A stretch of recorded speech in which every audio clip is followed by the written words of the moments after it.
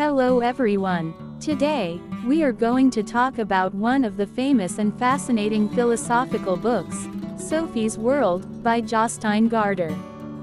This book explains complex philosophical concepts in a simple and engaging story.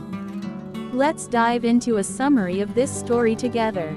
The story begins with Sophie Amundsen, a teenage girl, who receives an anonymous letter after returning from school.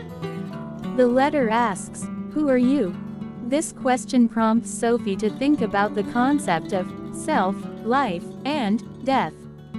Until then, Sophie had lived an ordinary and carefree life, but suddenly she is confronted with deep and philosophical questions that lead her into a new world of thought and reflection. Soon after, Sophie receives more letters, each starting with a philosophical question. The author of the letters, Alberto Knox, is a philosopher who wants to introduce Sophie to the history of philosophy. Through these letters, Alberto acquaints Sophie with myths, natural philosophers, Socrates, Plato, Aristotle, and many others. Each letter opens a new window of knowledge and understanding, and Sophie becomes more and more interested in the world of philosophy with each letter.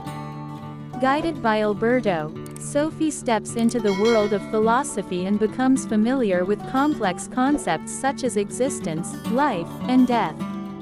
She learns that philosophers have always sought answers to fundamental questions about the world and humanity. By studying the works of great philosophers, Sophie gains a deeper understanding of life and the world, and more questions form in her mind. Throughout the story, Sophie receives a postcard sent by a father to his daughter, Hild. Sophie realizes that she and her world are part of the father's imagination. This discovery prompts Sophie and Alberto to strive to escape from this imaginary world and return to the real world. This part of the story addresses philosophical questions about reality and imagination, inviting the reader to ponder the boundary between the two. Sophie's World is a story that explains complex philosophical concepts in a simple and engaging way.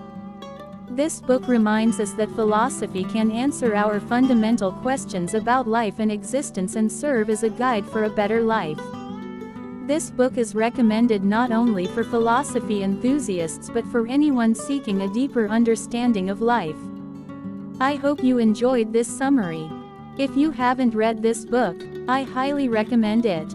Share your thoughts with us in the comments section, and don't forget to like the video and subscribe to our channel. Until the next video, goodbye.